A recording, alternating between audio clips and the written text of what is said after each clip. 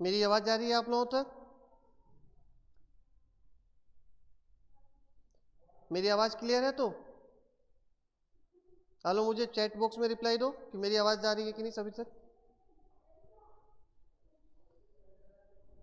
Very good, यानी सभी लोग मुझे अच्छी तरह से सुन पा रहे हो।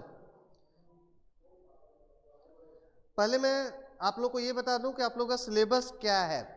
दिलीप सर ने पहले ही बता दिया है आप लोगों को, मैं फिर से एक बार उसकी पुनरावृत्ति कर दे रहा हूं। आप लोग अच्छी तरह से देख लो, और इन सभी विषयों पर आज हम लोग जहां जिसको जो भी समस्या है आप लोग चैट बॉक्स के माध्यम से मुझसे पूछोगे, मैं उस पर चर्चा कर दूंगा। सबसे पहले देखो, सभी लोग ज्वाइन कर लियो आप लोग।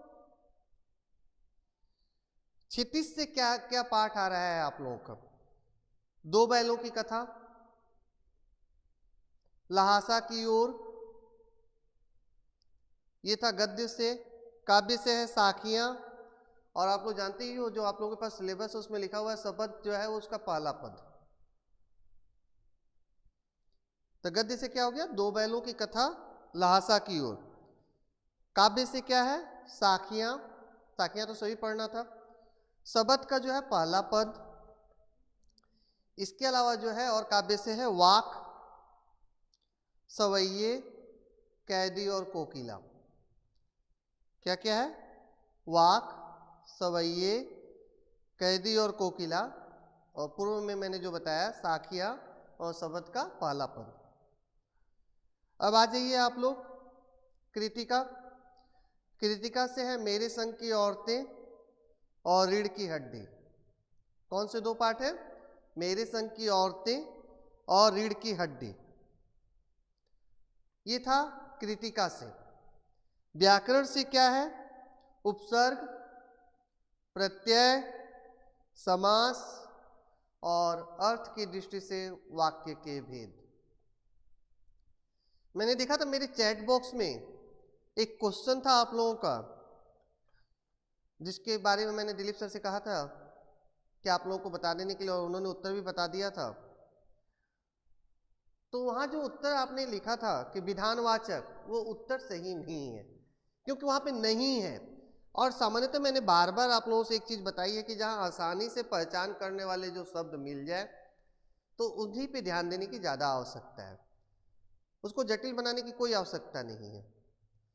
यानी जब नहीं है माने वहां क्या निषेध या नकारात्मक वाक्य है वो, क्योंकि अर्थ की दृष्टि से बताना है तो उससे वह अर्थ क्या निकल रहा है कि उस काम के लिए उसे मना किया जा रहा है।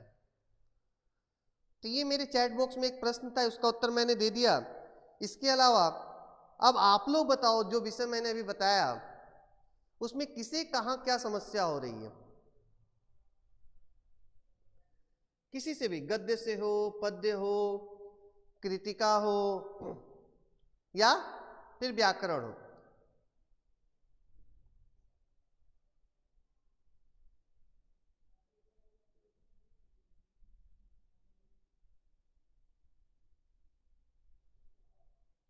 तो पहले आप लोग मुझे बताओ कहां से किसी प्रश्न पूछना है? नहीं तो मैं संक्षेप में सभी विषयों पे थोड़ी थोड़ी चर्चा कर दे रहा हूं।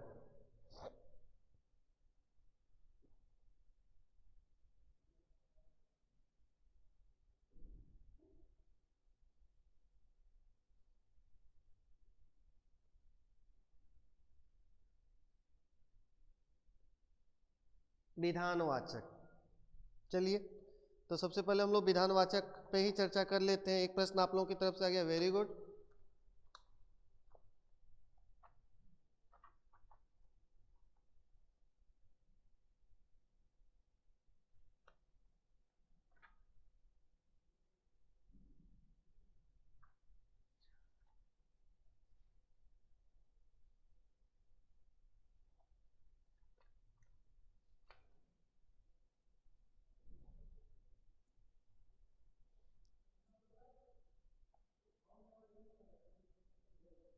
देखिए, सबसे पहले ये जानना जरूरी है कि विधानवाचक को एक और नाम दिया गया है सर, कैदी और कोकिला पोयम को एक बार फिर, ठीक है। यानी दो प्रश्न है, विधानवाचक, कैदी और कोकिला। तो सबसे पहले देखिए, इसका एक नाम और है,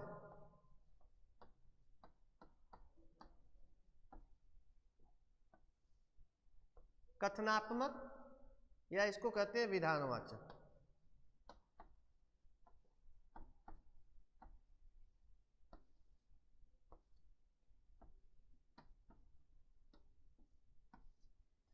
कथनात्मक का अर्थ क्या होता है? सामान्य कथन, जो हम लोगों के द्वारा जो बातें कही जाती हैं, या समाज में कई ऐसे सारे, देखिए अभी ये तो कोई क्या है, अगर मुझसे पूछा जा रहा है तुम्हारा नाम क्या है, प्रश्नवाचक चिन्ह लगा दिया गया तो क्या हो गया, वहां पे प्रश्नवाचक चिन्ह हो जा रहा है। लेकिन यही बोल जब बता रहे हैं कि आप लोग बता रहे हो कि मेरा नाम कुछ भी बन सकते हैं, राम है, मोहन है, सोहन है, तो ये क्या हो जा रहा है? एक सामान्य कथन हो जा रहा है। तो पहला इसका जो संदर्भ है, जो बिंदु है, कि ये क्या होगा? ये सामान्य कथन होगा। क्या होगा?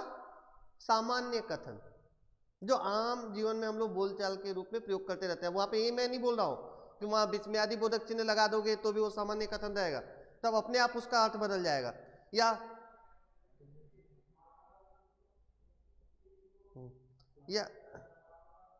या प्रश्नवाचक चिन्ह लग गया है तो वहां पे प्रश्नवाचक चिन्ह वहां पर क्या हो जाएगा? प्रश्नवाचक चिन्ह हो जाएगा। नहीं लग गया तो नकारात्मक हो गया। इन पे ध्यान देने की आवश्यकता है। यानी सामान्य कथन करने का अर्थ है, जैसे हम लोग मान लीजिए एक वाक्य जो हम लोग पढ़ते हुए आ रहे थे, तो वाक्य की परिभाषा हम लोगों ने क्या पढ़ा था? कि शब्दों का वह सार्थक समूह जिससे सार्थक अर्थ की अभिव्यक्ति होती है, उसे हम वाक्य कहते थे। तो वहां पर क्या है कि मान लीजिए वाक्य के अंत में क्या हुआ? पूर्ण विराम का चिन्ह लगा हुआ है। तो ये जो सामान्य जो कथन होते हैं, जिससे किसी व्यक्ति की या वस्तु की स्थिति या अवस्था का बोध करवाते हैं, मैंने वो क्या करता है? मैंने इस अर्थ की दृष्टि से वाक्य का ये जो भेद है, इसका कार्य जो होता है किसी व्यक्ति या वस्तु की स्थिति या अवस्था का बोध करवा देना। जैसे ही बताया गया कि मेरा नाम मोहन है या मेरा नाम राम है, यहां पे बता दिया गया कि उस व्यक्ति विशेष का नाम क्या है। ठीक है? तो कथनात्मक या विधानवाचक वाक्य की यही परिभाषा है और उसे इस तरह पहचानना है। अब दूसरा जो प्रश्न आया है आप लोग का, कैदी और कोकिला। पहले मुझे यहां पर बताओ कि कैदी शब्द से यहां पर किन्हें संबोधित किया गया है?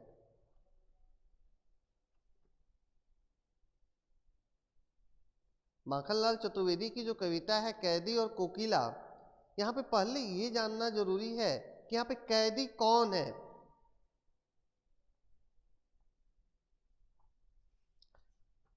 इस कविता का मूल भाव क्या है?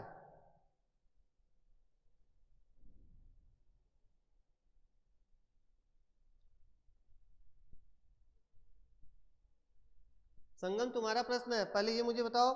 कोकिला का अर्थ तो चलो मैं बता दे रहा हूं, कोयल। कैदी कौन है यहां पे? कोई भी इसका उत्तर दो मुझे। सबसे पहले मैंने बार बार आप लोगों से यही कहा है कि कोई भी पाठ का जो शीर्षक है, उस शीर्षक को जानना जरूरी है। सिर्फ अर्पित राइटर,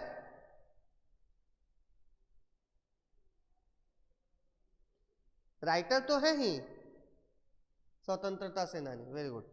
मैंने कवि के अलावा जो लोग भी उस समय ब्रिटिश शासन के खिलाफ अपनी आवाज बुलंद कर रहे थे, अपने देश को आजाद कराने के लिए संघर्ष कर रहे थे, यहां पर उन सब की बात कवि अपने साथ साथ करता है। कई जगहों पे वो है कि कहीं व्यक्तिगत रूप में भी कोयल के साथ तुलना करता है। तो यहां पर ये स्पष्ट हो गया कि कैदी कौन है और कोकिला कौन है। तो इसके साथ ही दूसरा बिंदु जो जानने की आवश्यकता है कि आखिर कवि जो है कोयल के साथ ही क्यों करना चाह रहा है?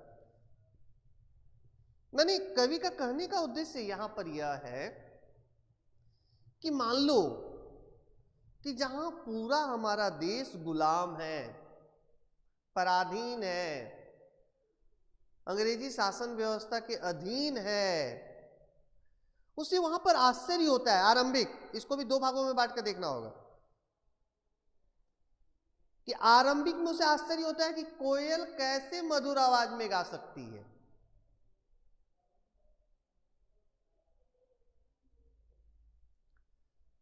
लेकिन अगर इसके दूसरे भाग को आप देखो तो जहां क्या होता है, कोयल जब आधी रात में चीख पड़ती है तब कवि उससे फिर प्रश्न पूछता है कि क्या दावानल की ज्वालाएं, मानी क्या जंगल में कहीं आपने आग देख लिया है कि तुम इतनी रात को चीख पड़ी हो। तो कहीं ना कहीं यहां पर कोयल का भी क्या हुआ है, हृदय परिवर्तन हुआ है। उसमें भी भारतीयों पर हो रहे जो अत्याचार है उसको देखकर उसका भी हृदय परिवर्तित हो जाता है। उसके मन में भी अंग्रेजों के खिलाफ बगावत के भाव जागृत हो जाते हैं। तो जो कोयल आरंभिक समय में कवि को पीड़ा देती थी, तकलीफ होती थी, वही कोयल क्या होता है, अंत में बगावती रूप धारण कर लेती है। दूसरी चीज क्या है, इस कविता में और कई विषयों की ओर चर्चा किया गया है या दिखाया गया है कि किस प्रकार हम भारतीयों पर ये जो ब्रिटिश शासक थे, अंग्रेजी शासन व्यवस्था जो थी, किस तरह अत्याचार करती थी, किस तरह से हमारे स्वतंत्रता सेनानियों का शोषण किया जाता था। लेकिन आप लोगों ने कई देशभक्ति से संबंधित फिल्में भी देखी हैं, भगत सिंह से लेकर सुखदेव, राजगुरु, खुदीराम बोस से लेकर सबका इतिहास भी पढ़ा है। आप लोगों ने देखा होगा कि कहीं भी कोई भी हमारा जो भारतीय स्वतंत्रता सेनानी था, उनके ऊपर चाहे जितने भी अत्याचार क्यों ना हो, किसी ने भी हार नहीं मानी थी। तो ये कविता कहीं ना कहीं हम भारतीयों की जो सुसुप्त भावना है उसको जगाने का प्रयास कर रही थी। उस समय के समाज में जो अंग्रेजों के खिलाफ आवाज नहीं बुलंद कर रहे थे या उनसे डर रहे थे, तो ये जो कोयल की आधी रात का जो चीखना है ना, इसका ही उदाहरण है। कभी इसीलिए दिखा रहा है कोयल के माध्यम से, ठीक है, वो मधुर आवाज में गाती है, लोगों का मनोरंजन करती है, सब कुछ ठीक है, लेकिन जहां समाज इस प्रकार के अत्याचार से आक्रांत हो, पीड़ित हो, कष्ट में हो, ऐसी स्थिति में कोई कैसे मधुर गा सकता है, कोई कैसे खुश रह सकता है।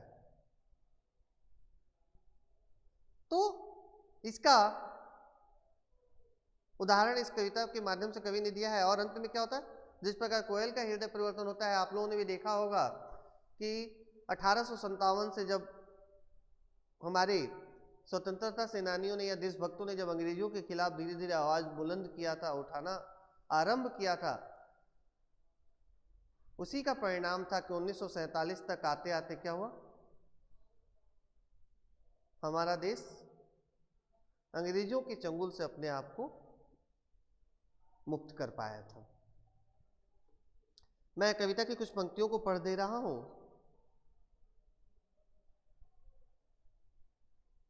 और जो सबसे बड़ी चीज है कि देखना कविता का सारांश जो दिया हुआ है उस सारांश को एक बार पढ़ लेना आप लोग पृष्ठ संख्या 106 पे, कि कवि जेल में एकाकी और उदास है, कोकिल से अपने मन का दुख, असंतोष और ब्रितानी शासन माने वही अंग्रेजी शासन व्यवस्था के प्रति अपने आक्रोश को व्यक्त करते हुए कहता है कि यह समय मधुर गीत गाने का नहीं है, जो मैं अभी आप लोगों को बता रहा था, बल्कि मुक्ति का गीत सुनाने का है, कैसे अपने आप को आजाद किया जा सके, मुक्त किया जा सके। कवि को लगता है कि कोयल भी पूरे देश को एक कारागार के रूप में देखने लगी है। देखो आया दूसरा भाग जो मैं बता रहा था, दूसरा कट, जैसे ही कोयल को यह प्रतीत होता है कि नहीं वास्तव में तो हमारा देश गुलाम है, हम पराधीन हैं, तब क्या होता है, इसलिए वह अर्धरात्रि में चीख पड़ती है। यह है कविता का आप लोगों का सारांश। मैं पंक्तियां पढ़ दे रहा हूं। क्या गाती हो, क्यों रह जाती हो, देखो सभी जगह पे प्रश्नवाचक चिन्ह है, यहां पे कवि प्रश्न कह रहा किससे? कोयल से, कि क्या गाती हो, क्यों रह रह जाती हो, कोकिल बोलो तो, ये कोयल बोलो तो। माने ये जो मधुर गीत आरंभ में गा रही है वो, उसके संदर्भ में कवि यहाँ पे प्रश्न पूछ रहा है। क्या लाती हो, संदेशा किसका, ये किसका संदेश है, तुम क्या संदेश समाज को देना चाहती हो, कोकिल बोलो तो, हे कोयल बताओ तो। ऊंची काली दीवारों के घेरे में, डाकू चोरों बटमारों के डेरे में, जीने को देती नहीं पेट भर खाना। आरंभ हो गया देखो, ये जो ब्रिटिश शासन व्यवस्था थी, उनका अत्याचार, उनका शोषण जो हम भारतीयों पर था, वो आरंभ हो गया। क्या कह रहे हैं कि चारों तरफ डकैती, चोरी, लूट पाट, मार काट मचा हुआ है। बोलते हैं जीने के लिए पेट भर खाना भी नहीं देते थे, मरने भी देते नहीं, तड़प रह जाना, और मरने का भी अधिकार किसी को नहीं था।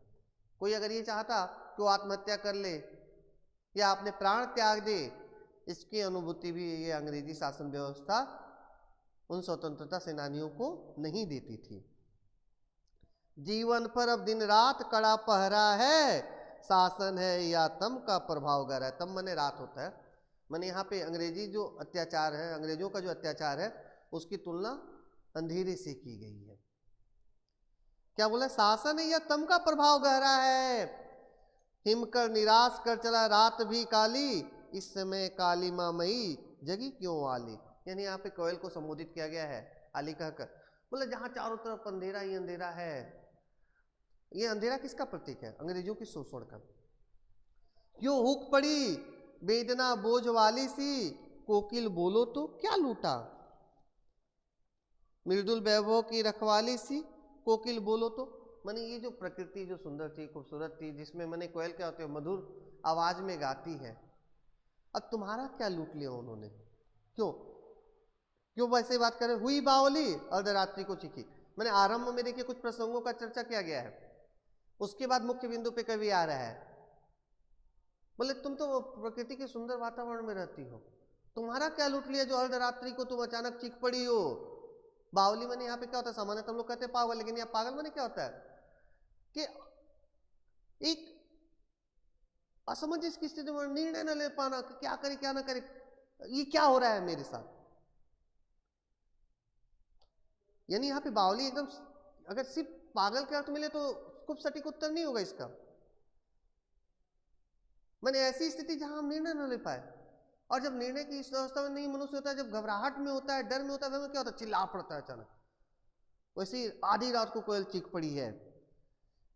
क्या कहते हैं, किस दावानल, दावानल माने जंगल की जो आग होती है उसको दावानल कहते हैं, ज्वालाएं हैं दिखी, कोकिल बोलो तो क्या जंगल में कोई भयावह आग नहीं लग गई, आग लग गया जिसको देखकर तुम चीख पड़ी हो।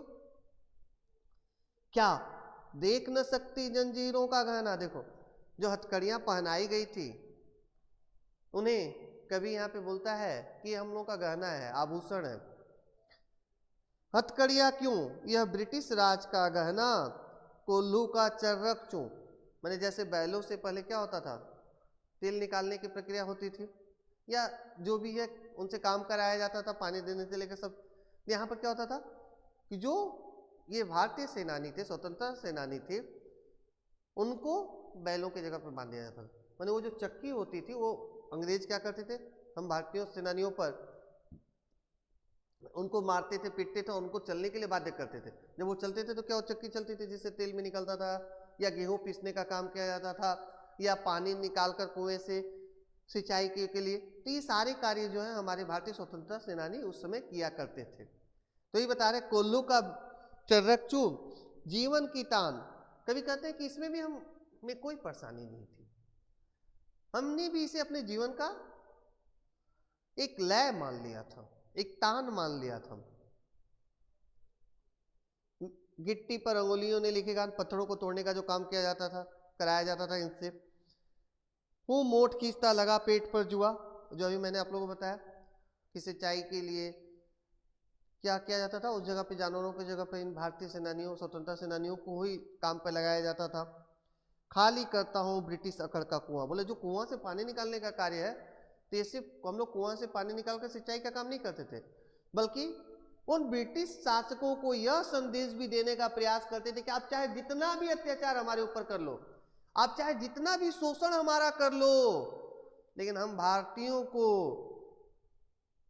आपके खिलाफ आवाज उठाने से, स्वतंत्रता के लिए संघर्ष करने से आप हमें कतई नहीं रोक सकते। दिन में करुणा क्यों जगह रुलाने वाली, इसीलिए रात में गजब ढा रही आली। यानी आली मैंने कहा है कि यहाँ पे कोयल को ही संबोधित कर रहा कवि, बोला है कि दिन में करुणा अब जगाना नहीं चाह रही हो, इसलिए क्या रात में आप ये करुणा के भाव जगा रही हो।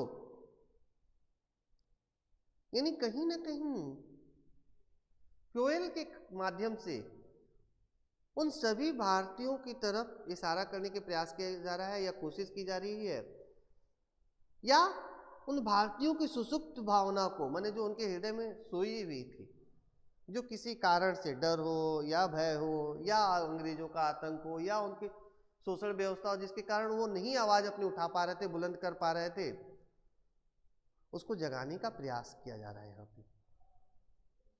इस शांत समय में अंधकार को वेद रो रही क्यों हो, क्यों रो रही हो तुम, जहां चारों तरफ नीरवता शांति व्याप्त है, इस शांत वातावरण को क्यों अशांत कर रही हो।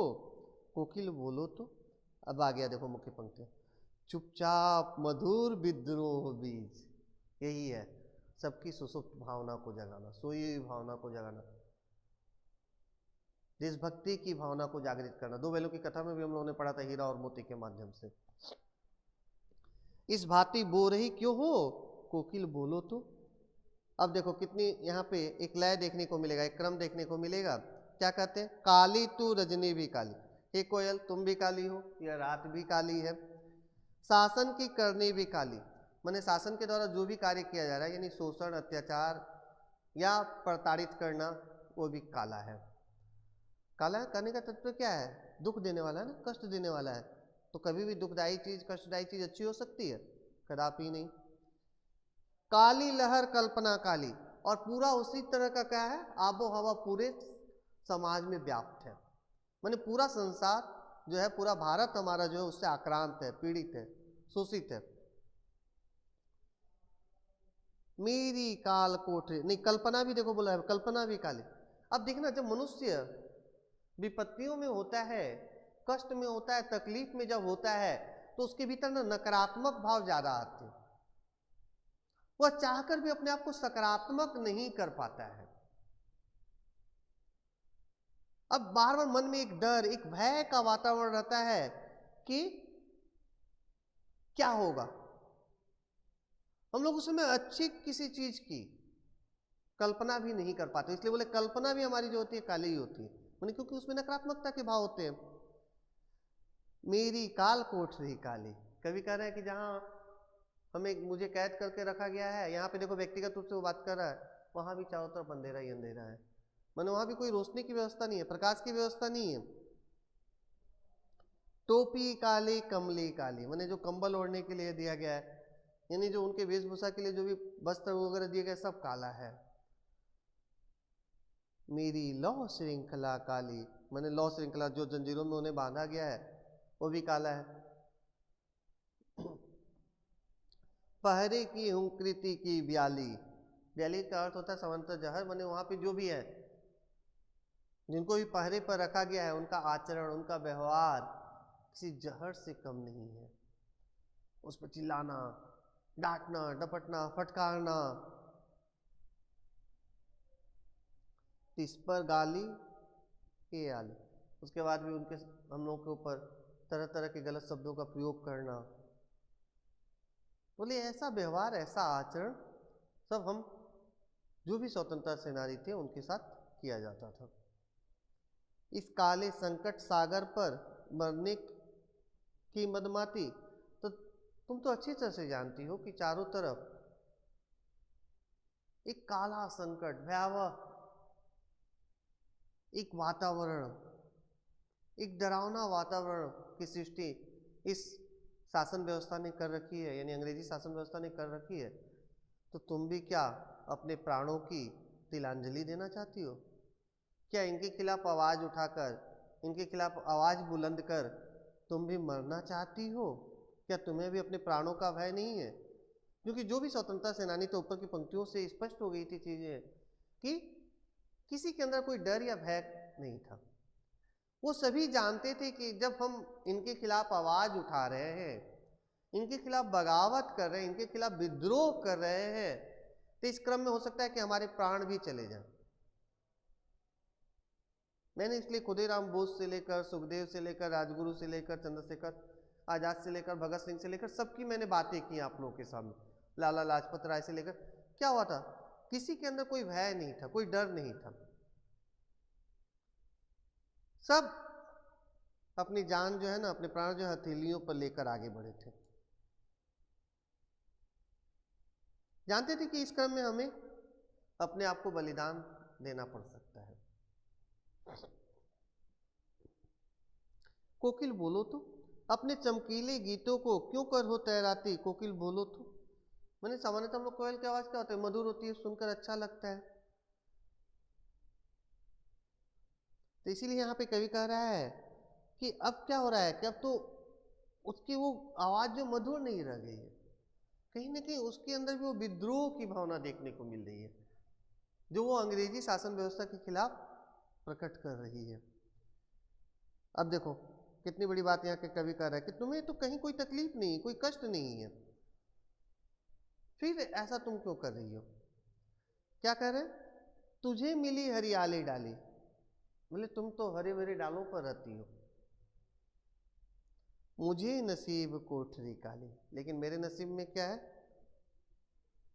एक कमरा है, छोटा सा कमरा है जहां चारों तरफ अंधेरा ही अंधेरा है, काली कोठरी मिली हुई है। तेरा नभ भर में संचार, पूरा आकाश में आप संचार करती हो, मैंने विचरण करती रहती हो, घूमती रहती हो। मेरा 10 फुट का संसार, मैंने जिस कमरे में कैद करके उन्हें रखा गया है उस कमरे का साइज जो है 10 बाई 10 का है। तेरे गीत कहावे वाह, जब तुम गाती हो, मैंने जो भी ऊपर कहा आप लोगों से, तो क्या होता है? सभी को वो आवाज मधुर लगती है, सभी वाह वाह करते हैं, शाबाशी देते हैं। रोना भी है मुझे गुनाह, लेकिन हम कैदियों को, हम स्वतंत्रता सेनानियों को रोने का भी अधिकार नहीं है, तो गाने की तो बात ही छोड़ दो। देख विषमता तेरी मेरी, बोले तुम्हारी और मेरी बीच में जो ये अंतर है, विषमता का मतलब होता है अंतर, इसको देखकर बजा रही तिस्पर रणभेरी, उसके बाद भी आप युद्ध के लिए, रणभेरी माने युद्ध के लिए बिगुल फूंक रही हो, युद्ध के लिए लोगों को जागरूक कर रही हो। इस हुंकृति पर,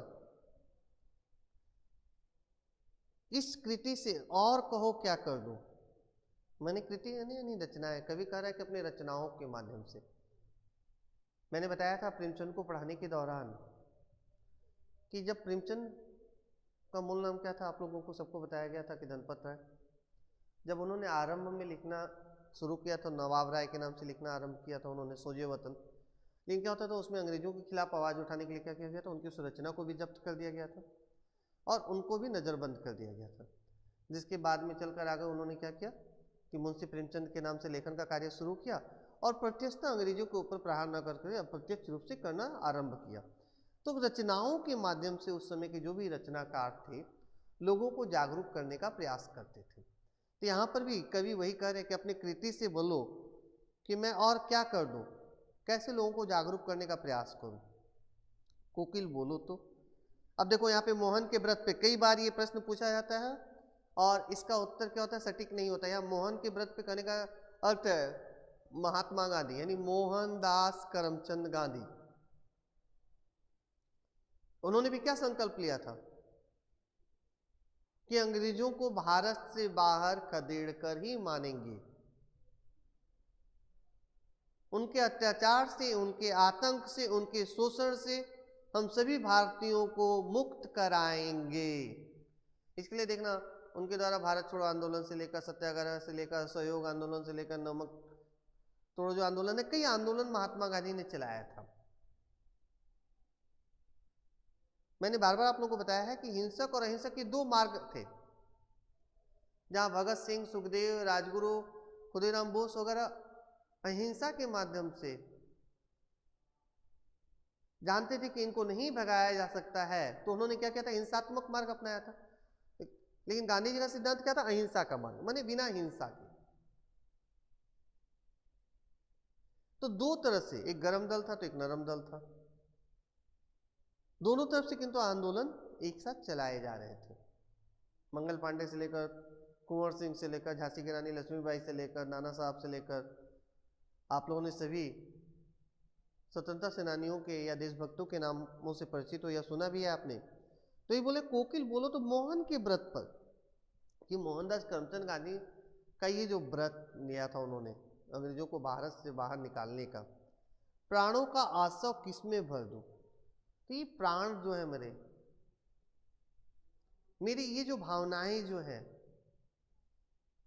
जो मैं महात्मा गांधी के आदर्शों से प्रभावित होकर जो मैं स्वतंत्रता संग्राम के आंदोलन में जो मैं कूद पड़ा हूं, ये किस में भर दूं मैं? मैंने भरने का अर्थ क्या है यहाँ पर, कि अपनी रचनाओं के माध्यम से कैसे मैं लोगों को जागरूक करूं। हे कोयल बताओ तो ये थे कैदी और कोकिला की व्याख्या, जो मैंने आप लोगों को बता दी संक्षेप में। यहाँ पे देखना सभी अर्थ लिखा गया है। देखो हुंकृति, हुंकार, ब्याली मने सर्पणी मने वही जहर के समान, मोहन मने मोहनदास करमचंद गांधी अर्थात महात्मा गांधी। यहाँ पे सभी अर्थ मोट देखो यहाँ पे लिखा हुआ है, दावानल, जंगल की आग, तो ये सारे अर्थ भी मैंने बता दिया आप लोगों को। तो ये जो आपका प्रश्न था कैदी और कोकिला, इस पे भी चर्चा होगी।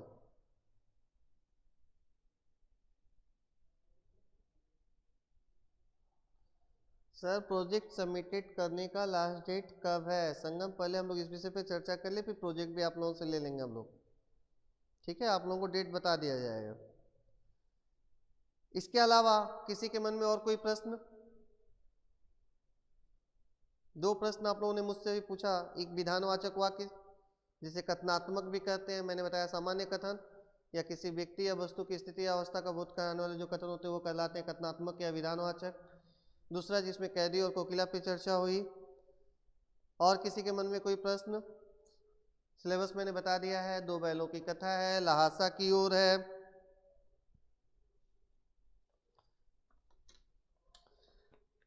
ठीक है, साखियां हैं, शब्द का पहला पद है, वाक है, सवैये है, कैदी और कोकिला, मेरे संग की औरतें, रीढ़ की हड्डी, उपसर्ग, प्रत्यय, समास, अर्थ की दृष्टि से वाक्य के भेद।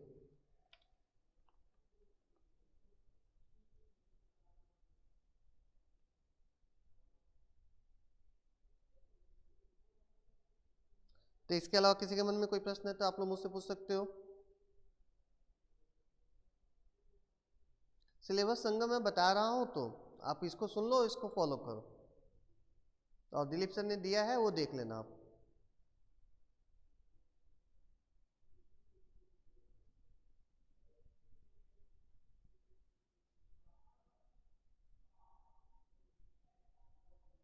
संदेहवाचक वाक्य अर्पित, देखो जैसे तुमने ये प्रश्न पूछा है वहां पे एक प्रश्न देखो मन में आ जा रहा है, संदेह।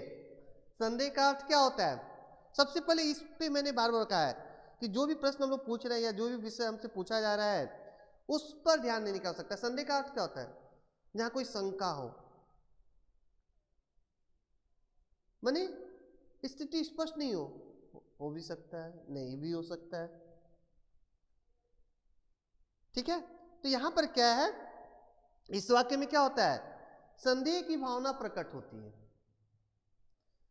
जैसे मान लो हम एक उदाहरण दे रहे हैं कि शायद आज बारिश होगी,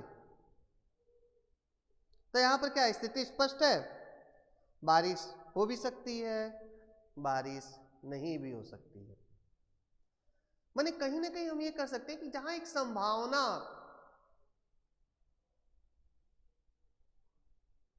संभावना का अर्थ क्या होता है, हो भी सकता है, नहीं भी हो सकता है, तो इसीलिए इसको कहा जाता है संदेहवाचक। जब स्थिति स्पष्ट ना हो, जहां स्थिति के लेकर हम पूरी तरह से निश्चित न हो जाए। तो इसीलिए इसको हम संभावनार्थक वाक्य भी कह सकते हैं। इसका दूसरा नाम क्या हो सकता है? संभावनार्थक वाक्य भी हो सकता है, जहां पे संभावनाएं प्रकट हो। जैसे क्या है? शायद वे आएंगे, शायद वे जाएंगे। तो यहाँ पे क्या हो रहा है? कहीं भी स्थिति स्पष्ट नहीं हो भी सकता है, नहीं भी हो सकता है। तो ऐसी स्थितियां जहां पे होती है वहां पे होता है संदेहवाचक वाक्य। और किसी के मन में कोई प्रश्न?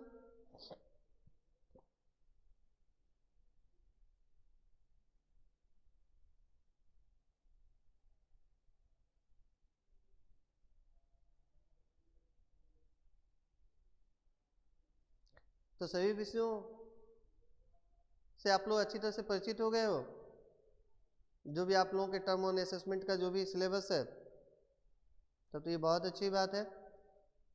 उपसर्ग, प्रत्यय, समास, इससे संबंधित किसी के मन में कोई प्रश्न?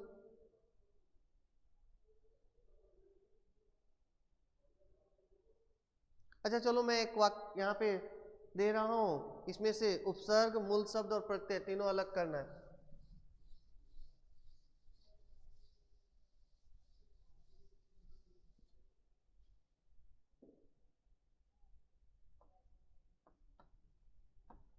बोर्ड सबको नजर आ रहा है?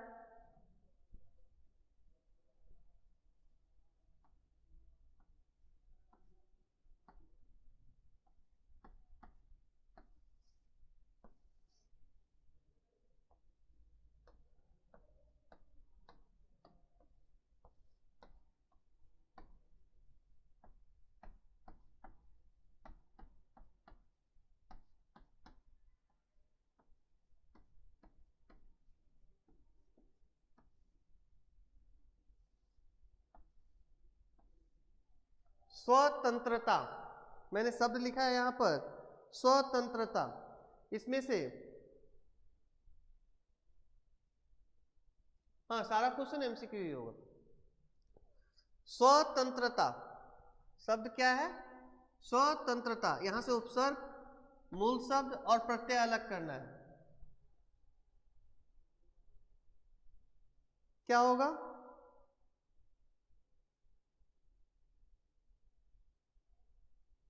प्रश्न कैसे पूछा जा सकता? हो सकता है कि उपसर्ग दे दिया जाए, उससे 3 शब्द या 4 शब्द विकल्प में जो है वहां बना कर दिया गया, आप लोग को बताना है कि उसमें से सही विकल्प कौन सा है।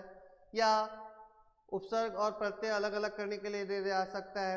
या कहीं पर ऐसा प्रश्न भी मान लो अगर आ गया कि जहां पर से उपसर्ग, मूल शब्द और प्रत्यय तीनों अलग करना हो, यहाँ पर मुझे ये बताओ आप लोग कि उपसर्ग क्या है, मूल शब्द क्या है और प्रत्यय क्या है? चैट बॉक्स में बताओ टाइप करके मुझे।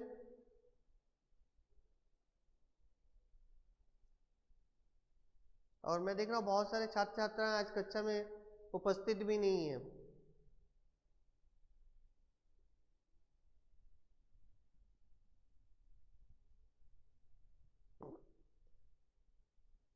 जबकि आज आप लोगों का ये पूरा रिवीजन क्लास रखा गया है कि जहां जिसे जो असुविधा है वो प्रश्न कर सकता है।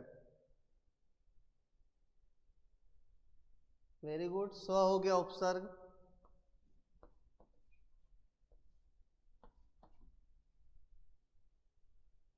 आगे अभी मूल शब्द और प्रत्यय बाकी है रितिका।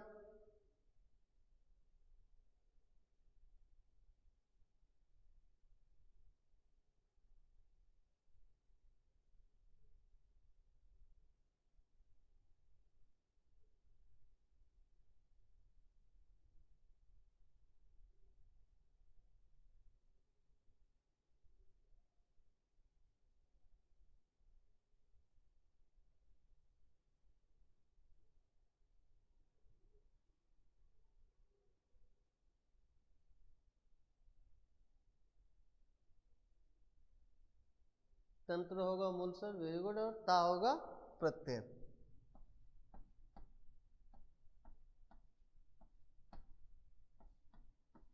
तो ये तो था कि एक साथ हम लोग उपसर्ग, मूल शब्द और प्रत्यय तीनों अलग कर रहे थे। अब मैं थोड़ा सा प्रश्न को अपने बदल रहा हूं, ठीक है?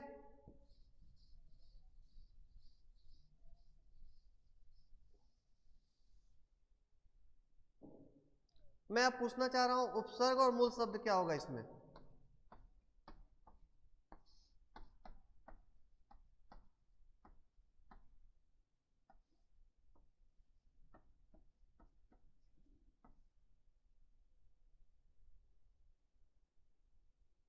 या नहीं होगा?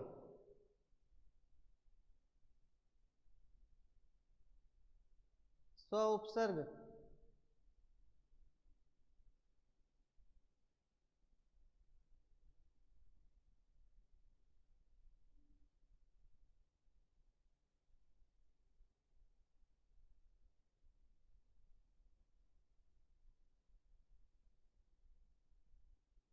नहीं शुभम, यहाँ पे देखो ता है, इसलिए यहाँ पर क्या होगा, उपसर्ग या मूल शब्द नहीं होगा। यही ध्यान दिलाने के लिए मैंने ये प्रश्न आप लोगों से पूछा। यहाँ पर क्या होगा, क्योंकि तंत्रता बोल के कोई शब्द नहीं होता है, तंत्र होता है। अगर ये नहीं होता तब यहाँ पर आसानी से हम लिख सकते थे स्व उपसर्ग और तंत्र मूल शब्द, लेकिन यहाँ पे ता दिया गया है, इसीलिए यहाँ पर क्या होगा, आप लोगों को इसी असमंजसता की स्थिति से निकालने के लिए मैंने ये प्रश्न पूछा था कि आप लोग पहले ध्यान से देख लो कि कई बार क्या होता है कि जब शब्द दे दिया जाता है आप लोग क्या होता है असमंजस की स्थिति में पढ़कर गलत उत्तर दे देते हो। पहले ये देखो कि वहां पे उपसर्ग ठीक है स्व हो जाएगा, लेकिन क्या मूल शब्द तंत्रता होता है या तंत्र होता है? मूल शब्द हमेशा तंत्र होता है, तंत्रता नहीं। अब यहाँ पे देखो, अब मैंने जब प्रश्न बदल दिया अपना, अब मैं प्रश्न पूछ रहा हूं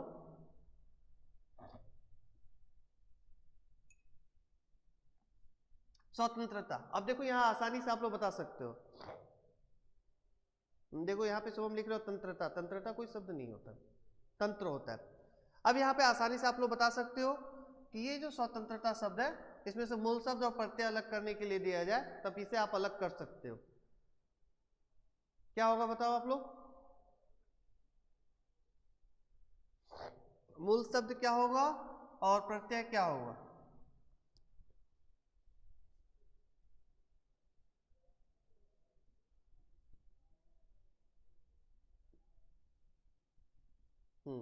स्वतंत्र हो गया मूल शब्द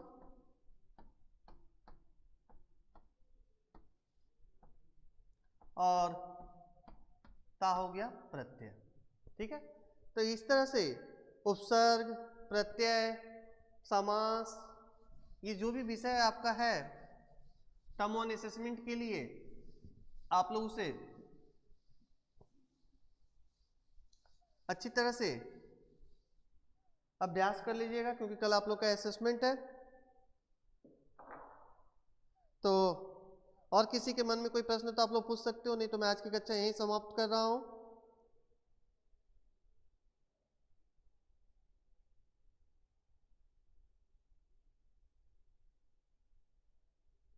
आ प्रत्यय नहीं है, ता, ता, स्वतंत्रता।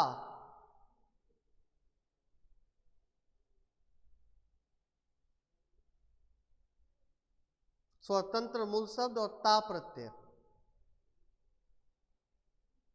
किसी के मन में कोई प्रश्न नहीं?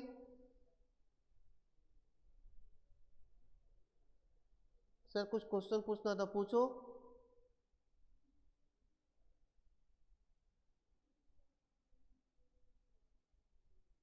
क्या प्रश्न है संगम?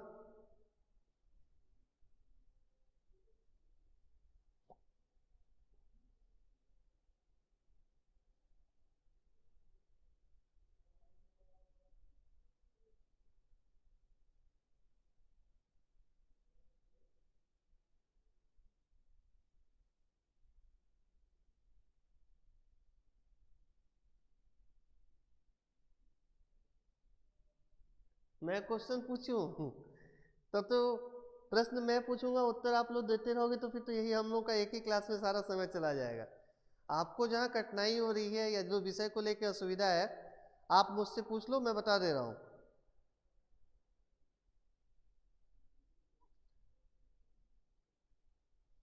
ठीक है, मेरे पास तो बहुत सारे प्रश्न हैं, लेकिन आपको और इस विषय से संबंधित बहुत सारे प्रश्न मेरे पास हैं। बताना संगम ये आपको है कि आपको किस विषय को लेकर अभी भी असमंजस की स्थिति है या वो विषय भी समझ में नहीं आया है? अर्पित लिख रहा है कि सर मुझे आपसे पूछने के लिए कह रहा है।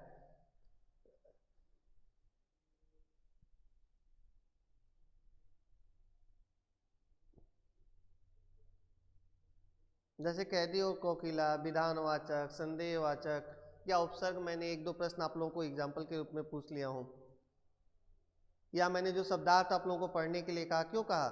हो सकता है कि कोई शब्द दे दे और 4 विकल्प दिया जाए, आपको बोला जाए कि उसमें से सही विकल्प कौन सा है। उसी तरह उपसर्ग, प्रत्यय, समास, अर्थ के आधार पर जो है वाक्य के भेद, या गद्य में जो भी पाठ है आपके 2 बैलों की कथा, लहासा की ओर से लेकर पद्य से जो भी है, वृतांत से जो भी है। हाँ वही तो बता रहा हूँ अर्पित, मीनिंग आएगा ही। शब्दार्थ में तो हमेशा इसलिए पढ़ने के लिए कहता हूँ, कवि परिचय पढ़ने के लिए कहता हूँ, लेखक का जीवन परिचय पढ़ने के लिए कहता हूँ। प्रश्न कहीं से भी आ सकता है, आप लोगों को पूरी किताब अच्छी तरह से पढ़नी है, चाहे वो कवि का जीवन परिचय हो, कवि की रचनाएं हो।